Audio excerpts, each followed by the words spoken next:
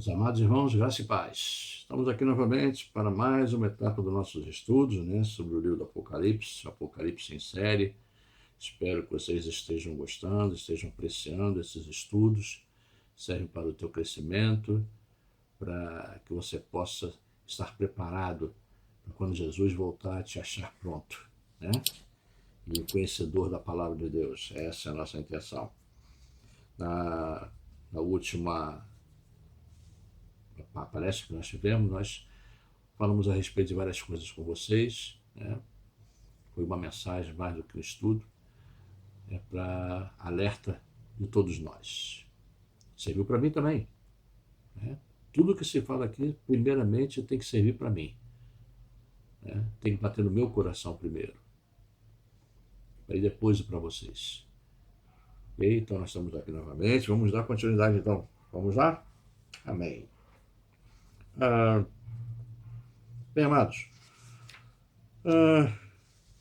bem, nós estamos falando sobre a igreja de Éfeso, a respeito da igreja que Jesus exortou a respeito de algo que ela estava fazendo, que foi o abandono, do primeiro amor. Nós já explicamos a vocês o que se trata do primeiro amor, o que é isso, O primeiro amor é aquele ardor primeiro que você e eu tivemos quando nós nos convertemos, quando o Espírito Santo tocou em nosso coração e ele falou diretamente a nós a respeito da sua vontade em nos salvar.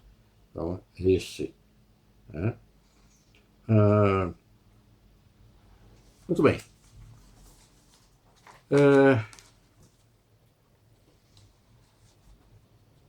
Amados, a respeito de dons, os dons espirituais, os dons do Espírito, nós sabemos que são 9, São 9 os dons. E isso é só uma parte da coisa. Mas nesse pouco você conhece alguém hoje em dia que mereça tal título, fazendo por onde merecer esse título de apóstolo? Será? Bom, segundo os estudiosos, na etimologia da palavra apóstolo, ela tem também como significado também ser um missionário, porque apóstolo quer dizer o quê? Enviado. Isso quer dizer apóstolo. Então, o missionário ele também é um enviado. Os discípulos de Jesus, todos eram missionários, todos eram apóstolos.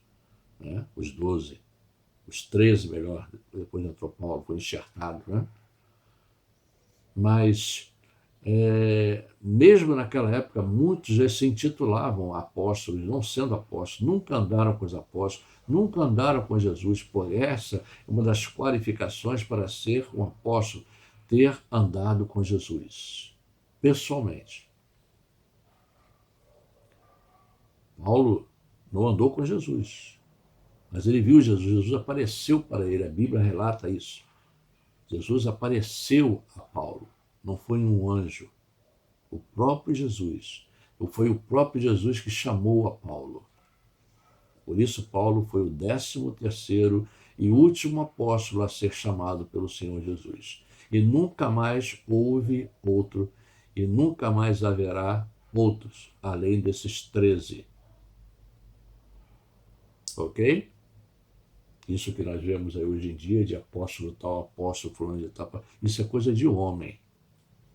Isso é coisa de homem, não é de Deus. A minha Bíblia não ensina isso. Se a sua ensina, você me mostra então. Ok? Bom,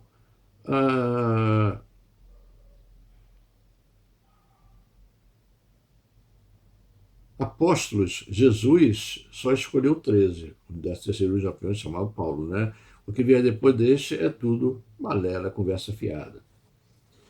Gente, olha só, vamos estudar mais a Bíblia. Vamos estudar mais a palavra de Deus. É tão bom a gente estudar. A Bíblia diz que o diabo se transforma em anjo de luz para enganar os desavisados e os indoutos. Você não tem que achar bonitinho, respeitoso um título desse, mas você precisa entender que os 13 entregaram suas vidas à morte a cada dia de suas vidas, para que você e eu, no século XXI, onde nós estamos, pudesse conhecer Cristo e sermos salvos, porque Jesus ensinou isso. E eles aprenderam e compreenderam e viveram tudo isso e trouxeram tudo isso até nós, para que tivéssemos conhecimento de tão grande salvação. Portanto, não vamos continuar brincando com a palavra de Deus. A palavra de Deus é uma coisa muito séria, mano. A palavra de Deus, ela é muito séria. E muita gente está brincando com a palavra de Deus. Estão brincando de deuses. Estão brincando, né, de cristãos. Estão brincando de ser discípulos de Jesus. Como se fosse ser discípulo de Jesus, fosse viver uma vida boa, uma vida regalada, uma vida sem problemas. Os apóstolos viveram assim. Jesus viveu assim. Se o próprio Jesus disse que ele não tinha nem lugar para reclinar sua cabeça. E você tem. Eu tenho. Mas ele e os seus discípulos, pelo contrário, alguns perderam as suas cabeças. Foram decapitados. E você está aí com a sua cabeça inteirinha e eu aqui com a minha cabeça inteirinha. Para pensar nisso. Para pensar nisso um pouquinho, meu amado, amada. Veja onde nós estamos errando. Né? Então, isso tudo, amados, são... Lá em Timóteo, 1 Timóteo 3, quem sabe a sua mente possa ser aberta com português claro e bem explícito em suas regras gramaticais e gêneros. Minha opinião sobre tudo isso é simples, faço minhas palavras a do rei e sábio Salomão, onde ele diz que tudo é vaidade de vaidades. Nós estamos vivendo uma época de vaidades, títulos. Vale quem tem título. Quem não tem título não vale nada. Um pedaço de papel escrito diploma é o que vale. É isso aí. E a gente sabe que isso não é nada. Se diploma fosse alguma coisa, nós estaríamos muito bem servidos. Não teríamos tantos pastores por aí fazendo o que fazem, traindo a cruz de Cristo, colocando o comunismo como sua regra de fé e prática, colocando a roubalheira como regra de fé e prática, colocando prostituição, drogas, lesbianismo, homossexualismo como regras de fé e práticas. É isso. É isso que nós estamos vendo. Né? Bem, voltando ao texto original, né, ao texto inicial, vemos Jesus elogiar essa igreja, né, já por seus membros dignos de sofrerem por amor a Cristo, tendo paciência, né, perseverança, né, nas provações e tribulações, e não desistirem e não negarem seu nome em nenhum momento. Muito pelo contrário, deram suas vidas ao Mestre sem se cansarem. A igreja de Éfeso. A igreja de Éfeso era considerada uma igreja apostólica. Seguiam as normas apostólicas. Mas, logo depois, o Senhor diz para essa igreja algo muito, não muito encorajador. Ele diz que se ela não voltasse ao primeiro amor, reconhecendo de onde caiu e não se arrependesse do seu erro, deixado, né, o primeiro amor, Jesus voltaria brevemente para tirar o seu castiçal do seu lugar. Mas como assim, tirar o seu castiçal do seu lugar? O que quer dizer essa expressão? Simplesmente era tirar essa igreja dentre as escolhidas para a salvação, da comunhão plena com o Senhor. Nada mais do que isso, em outras palavras. Mas nós podemos tirar lições preciosas para nós aqui. Podemos tirar lições sobre isso, sobre essa igreja, que nos fala nos dias de hoje também. Por exemplo, a santificação diária, as orações constantes, jejuns, quando se fizer necessário, solicitado pelo Espírito Santo em nós. Tem igreja que não faz jejum. Não sei porquê. Dizem que é da lei. Lei, que lei? Que lei?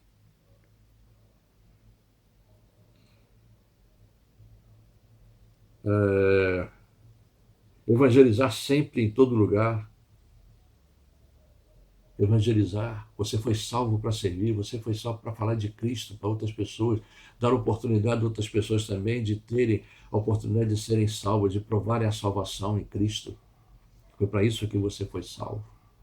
Não foi você guardar a salvação para você, foi para você compartilhar essa salvação, esse dom maravilhoso que Deus te deu, essa graça maravilhosa que Deus te deu, que foi a salvação da tua alma e a restauração do teu corpo e a vivência eterna do teu espírito. Foi para isso que você foi salvo. E eu fui salvo. Ser fiel financeiramente ao Senhor, né? Aí entra aquela parte de dízimos. Certa dízimo, não é certo ainda dízimo, né? Nós já falamos disso aqui, mas vamos um dia, vamos falar sobre isso mais detalhes ainda algum dia, se Deus permitir, né? A respeito disso. Almejar todos os dias que o Senhor volte, amar e perdoar ao próximo. Ô, meu amado, é triste você ver crentes hoje em dia que não amam a volta de Jesus, não querem que Jesus volte agora. Querem que Jesus dê um tempo ainda mais, dá mais um tempinho lá em cima ainda, Senhor. Fica um pouquinho em cima, Senhor. Tá bom? Fica aí. Beleza? Não volta agora não. Logo agora que eu consegui um emprego, logo agora que eu casei, logo agora que eu vou casar, logo agora que eu passei no concurso, logo agora que eu vou me formar, logo agora que eu vou ser um médico, um engenheiro, um advogado, né? Logo agora que eu consegui montar minha empresa. Jesus, o Senhor vai voltar justamente agora. Puxa vida! Por que, Senhor? O Senhor teve tanto tempo para voltar, por que esperou eu chegar a esse ponto? No finalzinho da coisa, o Senhor resolve voltar. Eu conheço crentes assim, amado. Eu conheço crentes que têm medo até da morte. Quando fala em morte, faz até o sinal da cruz. Ainda diz assim, arreda Satanás. Ao passo que o apóstolo Paulo disse que o morrer é Cristo. Né? O viver é Cristo e o morrer é ganho. O viver é Cristo e o morrer é ganho, é galardão. Morrer fisicamente, não morrer espiritualmente, não. Morrer fisicamente é ganho. Para o Filho de Deus, para aquele que crê em Deus, é ganho. Estamos ganhando. Vamos ganhar o céu. Ou você também é desses também. Ou você prefere ficar aqui na sua casa, talvez você tenha uma casa muito boa, ou tenha uma mansão. Né? Pode ser. Mas será que essa sua casa aqui, ela será melhor do que a casa que você vai ter no céu? A morada do Altíssimo será também a sua morada? Você vai morar com Deus? No céu você não vai precisar fazer mais oração, não vai precisar fazer mais jejum, não vai poder pagar preço, você não vai sofrer, você não vai chorar mais, você não vai ter mais nenhuma doença, você não vai morrer, você não vai ficar velho, você vai ser eterno, tal como Deus. E você vai viver ao lado de Deus, Deus andando com você. Você não vai precisar mais pedir audiência para falar com Deus. Você vai falar com Deus a hora que você quiser. Você vai poder assistir, você vai olhar para Deus e não vai morrer. Como a Bíblia diz que aquele que visse Deus aqui nesse mundo morreria. Você vai olhar Deus face a face. Você vai olhar para Ele e nada vai te acontecer. O que é melhor, meu amado irmão, minha amada irmã? É você ter essas coisas aqui no mundo que você tem ou você galgar as coisas grandiosas que Deus tem para você no futuro? O que é melhor para você?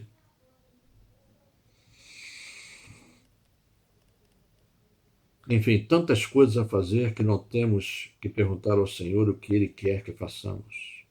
É só olhar ao nosso redor. Portanto, temos que vigiar e orar em todo o tempo, em toda hora, em todo lugar. Mas no verso 6, né? Aí na igreja de Jefferson, falando sobre a igreja de Jefferson, ele volta a elogiar a igreja no tocante aos nicolaítas, odiando-os a tal ponto que até o próprio Senhor revela que ele mesmo também o abominava pelo que faziam. Mas quem eram esses tais nicolaítas? O que pregavam? Eles eram mestres que queriam impor sua superioridade em relação aos leigos, colocando entre as pessoas o desejo de orgias de todos os tipos, imoralidades entre homens e mulheres, e até entre si mesmo e até com animais. Este nome vem do termo helênico Nicolau, do grego Nico, quer dizer vitorioso sobre o povo, e que era rei em Antioquia. Eles propagavam cerimônias sociais e religiosas do paganismo, como, por exemplo, a libertinagem sexual sem freios e sem limites de prática. Não foi à toa que até o Senhor os abominou por isso. E no final da carta, o Senhor faz uma das advertências que veremos neste livro, quando diz: quem tem ouvidos, ouça o que o Espírito diz às igrejas. Isso nos leva a pensar, meu amado, que o Espírito Santo é o administrador da igreja, ele tem o controle de tudo e de todos e do que acontece na igreja. Amém? Vamos ficando por aqui então, mais uma vez, desejando que você tenha uma noite abençoada, um dia abençoado e que você não deixe de deixar o seu like. Compartilhe esses vídeos, né? Clique no sininho para você receber as notificações. Faça a sua inscrição. Incentive outros a se inscreverem também nesse canal. Eles possam compartilhar com a gente esses estudos que a gente tem feito aqui. Ok? Conto com vocês para essa aventura bíblica, esses estudos aqui. Então, que Deus abençoe você, que a graça e a paz do Senhor Jesus estejam sobre a tua vida, sobre a tua família e toda a tua parentela, desde agora e para sempre. Fique na paz do Senhor. Em nome de Jesus. Amém e amém.